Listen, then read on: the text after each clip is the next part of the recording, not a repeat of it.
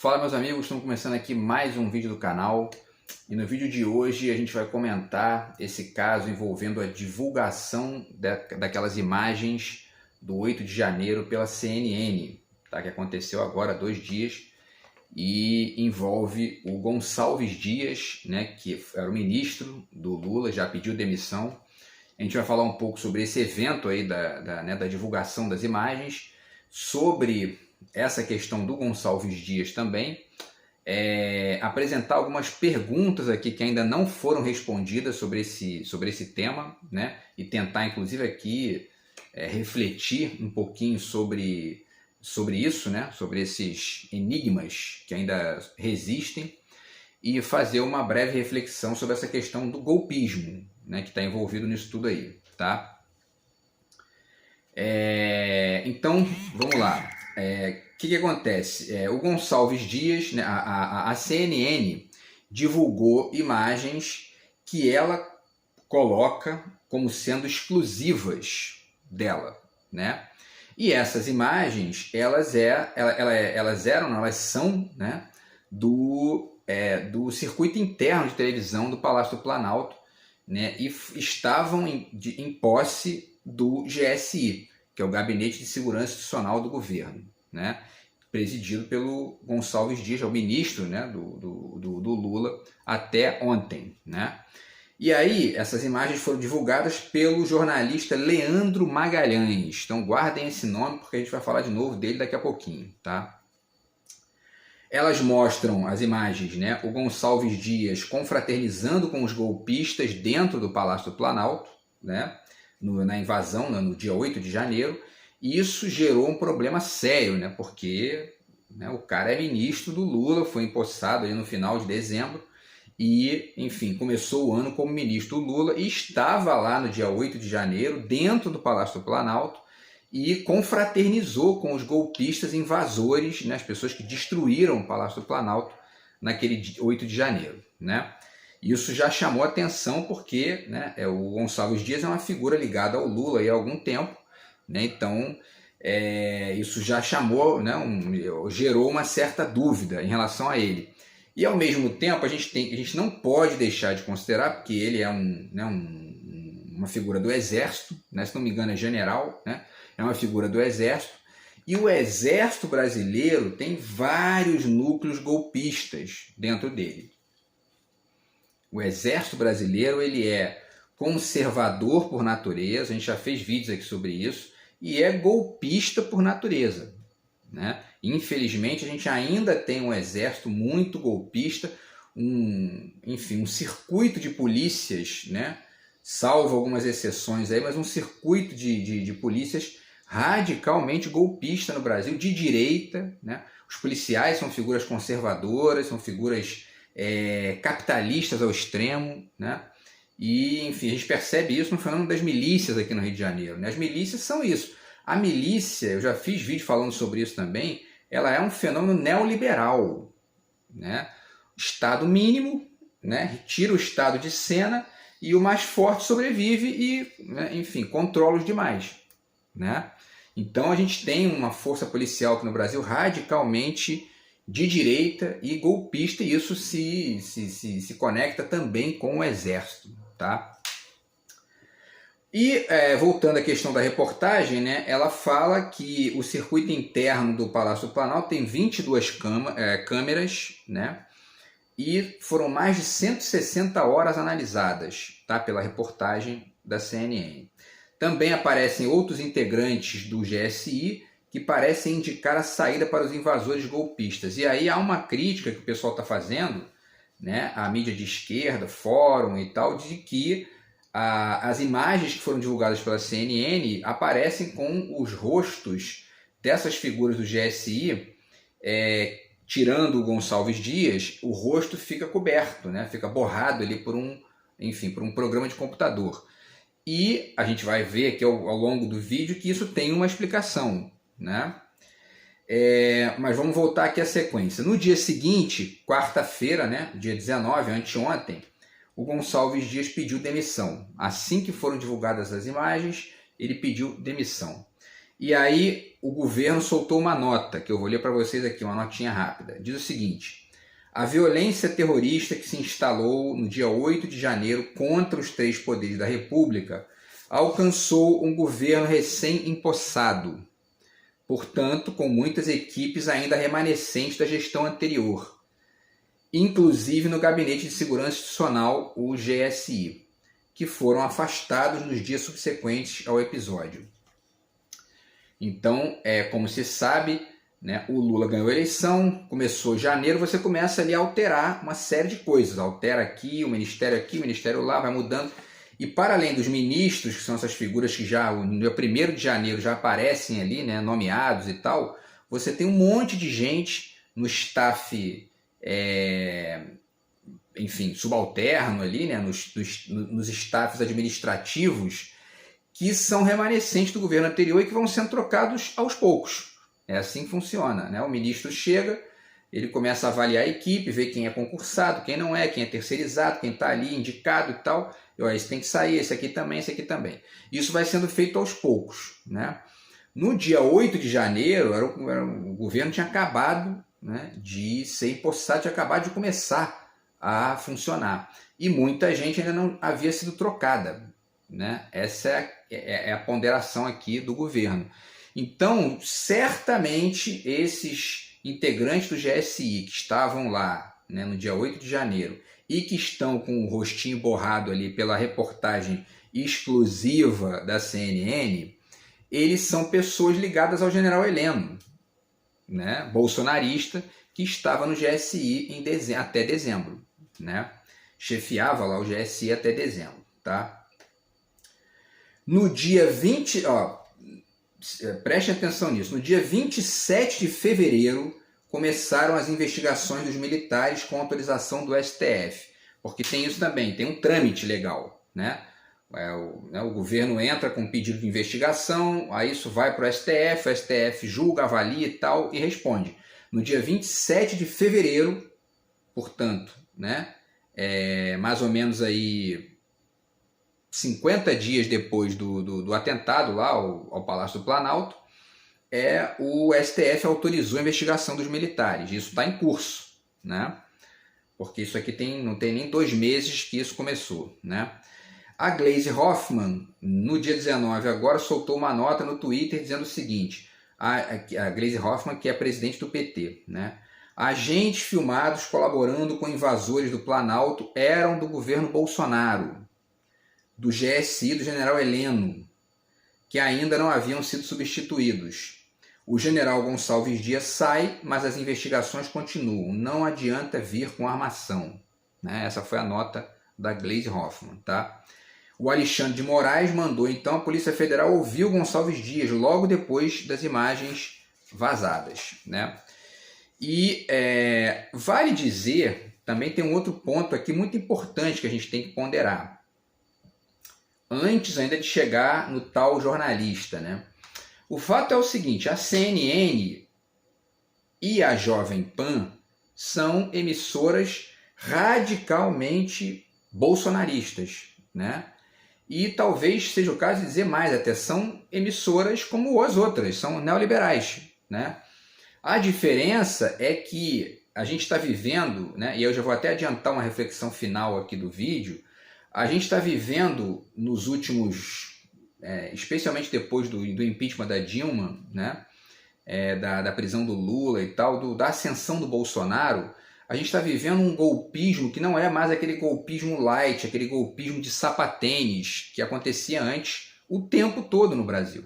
A gente está vivendo um golpismo mais paixonível, né, vamos dizer assim, mais, né, brutal, ao mesmo tempo violento, ao mesmo tempo, né, um golpismo de gente que vai para a tribuna para xingar os outros, né, enfim, divulgação de mentira, sabotagem. A gente está vivendo isso no Brasil, né? A direita brasileira foi piorando com o tempo, porque, né, não aprendeu a se reinventar enquanto projeto de país, fica repetindo um discurso neoliberal vazio que não deu certo em nenhuma das vezes em que foi, né, testado no governo. Fernando Henrique saiu e o PSDB nunca mais venceu a eleição, né? Pelo contrário, se transformou num nanico, né?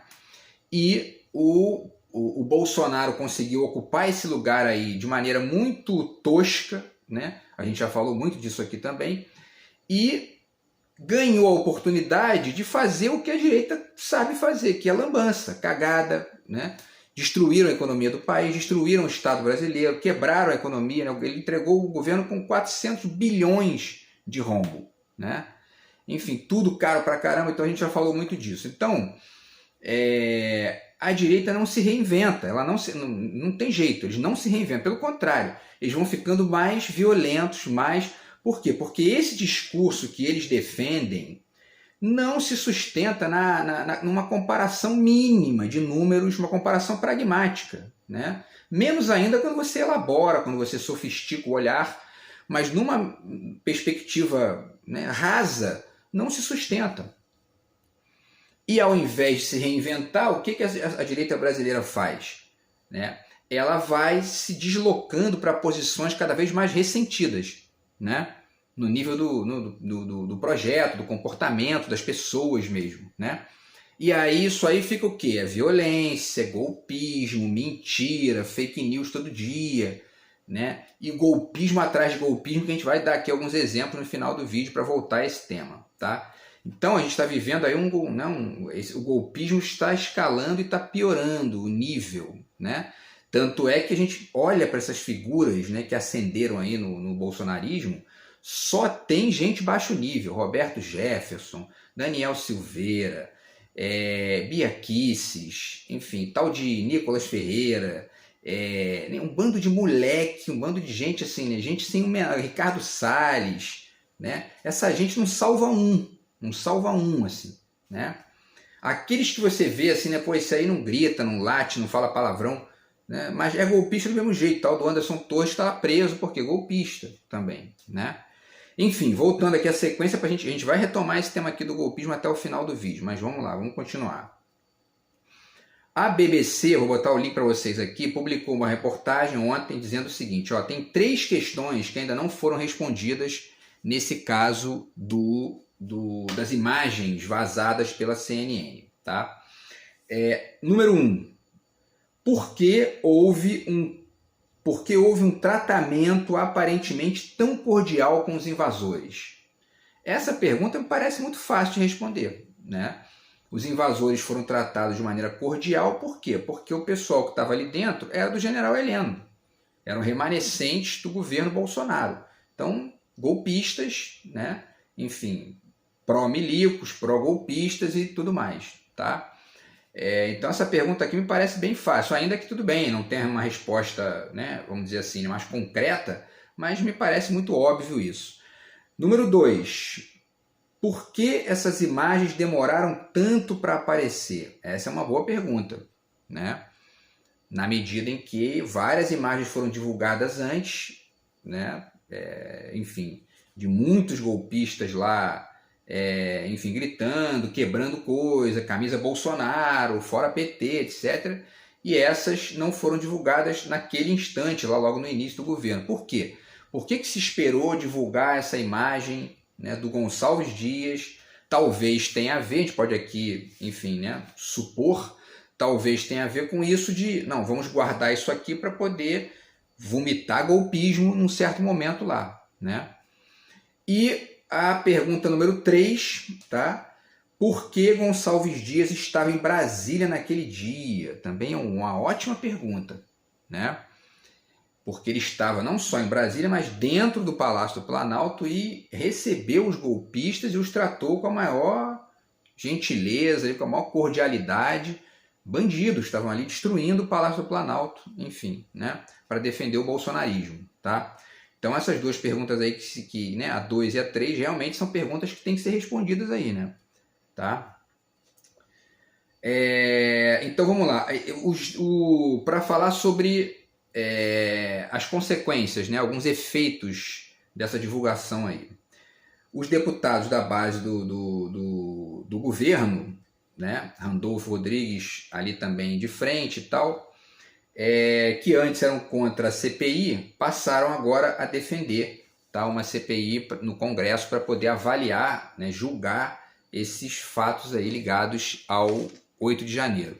E muita gente está dizendo que isso aí foi um tiro no pé, né, do bolsonarismo, tá? Porque o bolsonarismo nitidamente tem conexão com essa divulgação de imagem, a gente vai falar aqui também disso, e aí por isso o pessoal está dizendo que foi um tiro no pé porque vai cair um monte de gente, né?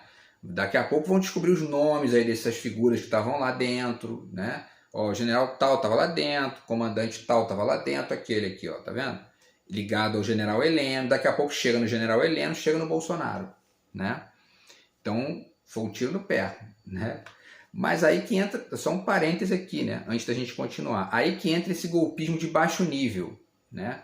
Porque são amadores, né? Tem aqueles golpistas que você percebe que eles são profissionais, né? Os golpistas profissionais que armam um esquema gigantesco. Essa gente prendeu o Lula, prendeu o presidente da República, né? E tem esses amadores, né? Essa gente aí que, né? Enfim, que é esse restalho dessa época pós-PSDB, que, enfim, né? Que era aquela direita neoliberal de sapatênis, que tem que fazer tudo muito, né? Tem que ferrar a vida de todo mundo, mas muito sofisticadamente, né? De longe, sem perturbar, sem deixar rastro, né? A gente está, né, vendo aí uma direita que está ascendendo no Brasil que, né, que deu lugar a essas figuras de baixíssimo nível, né? Uma gente que não tem nem mais sofisticação para dar golpe, né? Entendeu? Até o golpe, antes era só o projeto que era de baixo nível, o golpe era sofisticado, agora o golpe e o projeto são de baixo nível, quer dizer, olha só que desgraça, né? Enfim, e aí, pessoal, a revista Fórum, né, publicou que a CNN escondeu os rostos dos agentes do GSI que aparecem nas imagens da CNN, isso eu já falei. E aí a gente vai chegar no ponto-chave da questão, tá? O ponto-chave chama-se Leandro Magalhães. Quem é Leandro Magalhães? Leandro Magalhães é o jornalista que divulgou essas imagens para a CNN, tá? E aí o Leandro Demore, que é um jornalista ligado ao The Intercept, que hoje não está mais no Intercept, ele está agora fazendo um trabalho solo, né? E eu assisti um filme dele ano passado muito bom, um filme com ele, né? Que foi O Amigo Secreto, no qual se discute ali, se reflete a questão da Lava Jato, do juiz Moro, do Dallagnol e tal, um trabalho muito importante de investigação. E o Leandro Demores foi pesquisar quem é o tal do Leandro Magalhães, que é o jornalista que divulgou as imagens para a CNN. O Leandro Magalhães, olha só, hein, ele atuou 3 anos no gabinete do deputado Eduardo da Fonte, de Pernambuco, que foi vice-líder do PP em 2022. O PP é o partido que era do Bolsonaro. O Bolsonaro foi anos do PP, que era o partido do Maluf também, né? Só que esse cara esconde isso do currículo, né? Ele não bota isso no currículo que tem lá na rede social, né? E, enfim, e aí ele ficou, então, né, de novembro de 2016 até janeiro de 2020 nesse emprego, né, nessa função lá dentro como assistente lá do gabinete do Eduardo da Fonte, tá? E logo depois ele sai e vai para a CNN, né? Um cara que trabalhou durante 3 anos e pouco com um deputado de direita, depois virou jornalista da CNN, né? E aí fica ali dizendo, né? Você escuta nos comerciais, cobertura imparcial, isenta e objetiva da política brasileira.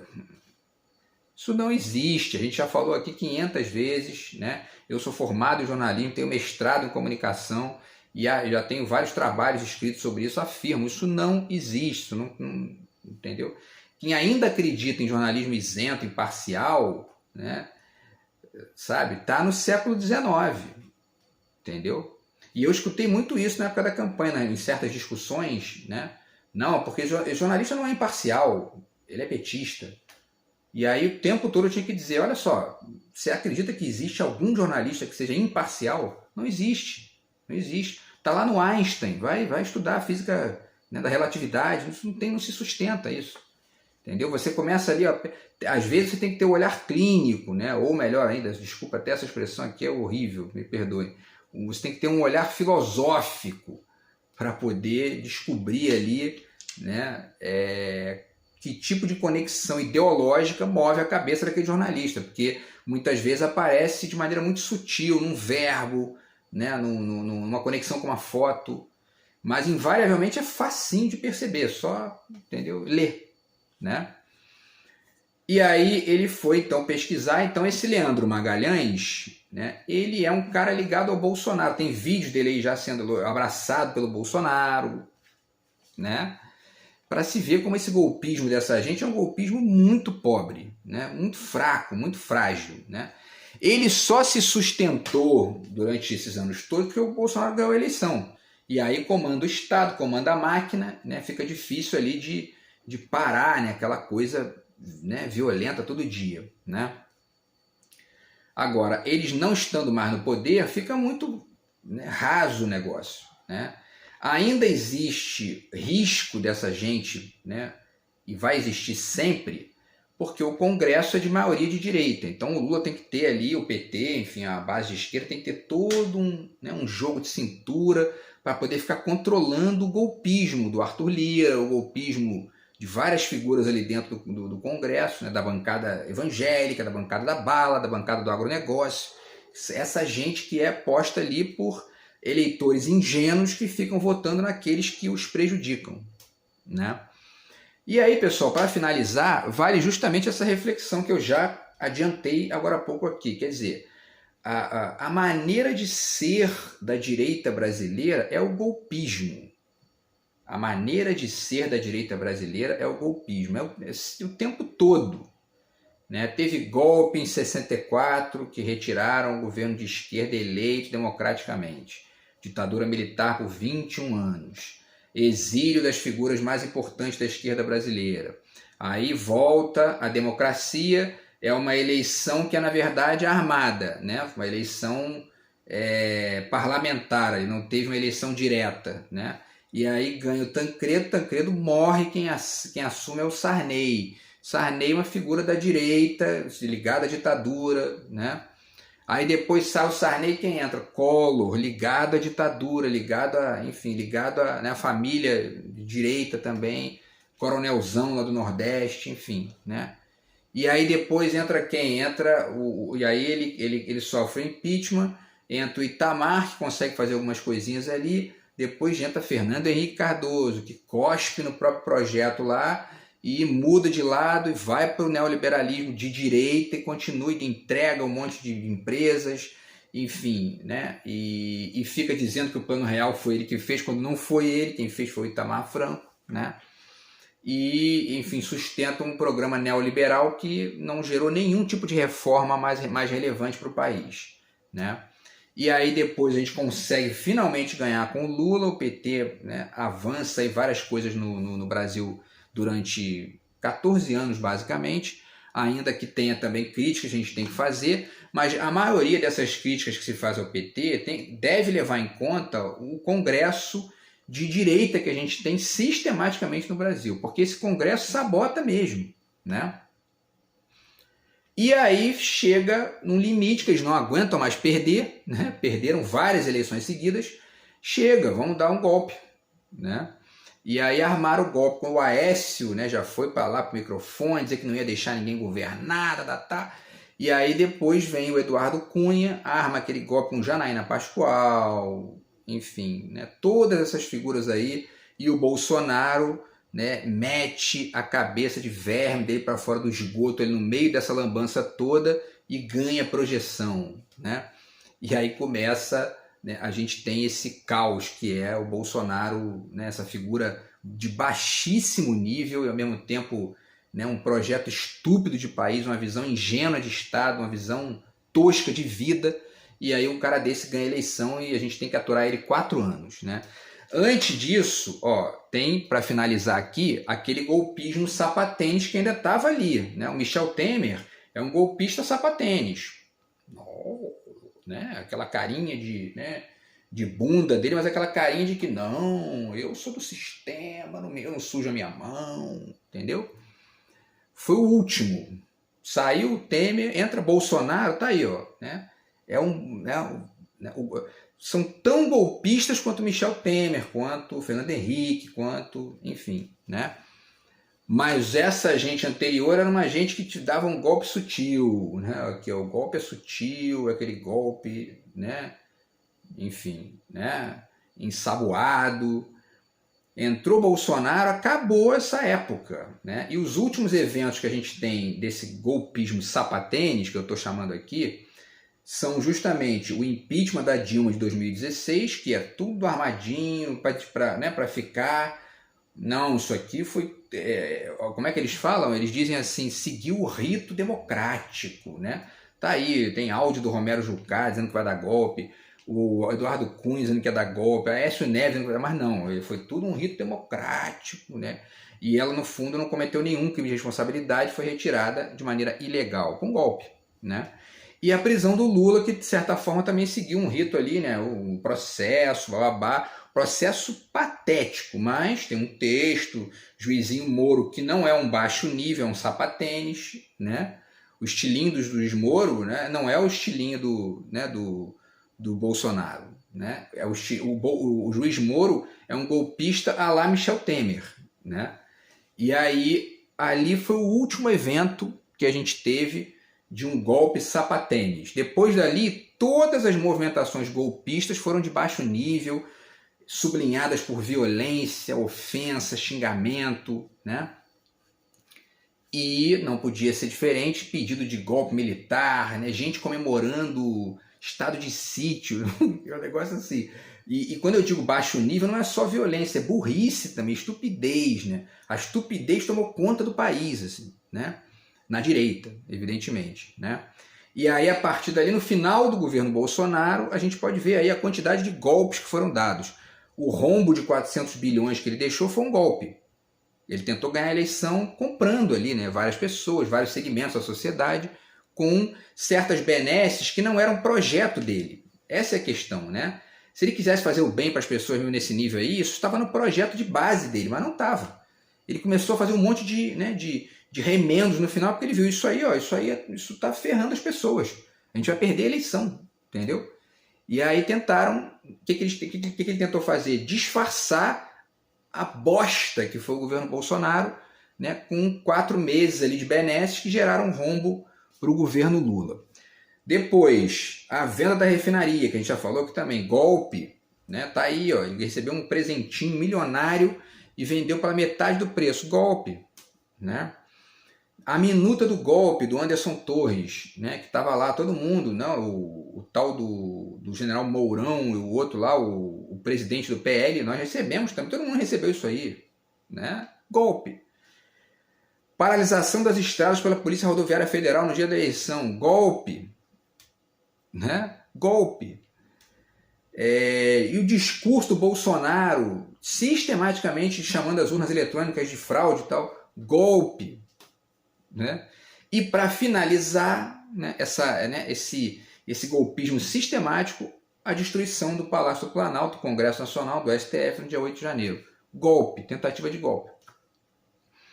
Então é isso que é a direita brasileira. É golpe o tempo todo, tentativa de golpe o tempo todo, né? Uma gente de baixíssimo nível, tentando o tempo todo sabotar o governo, tentando destruir ali as conquistas sociais, as melhorias que a esquerda vai tentando fazer no governo, né?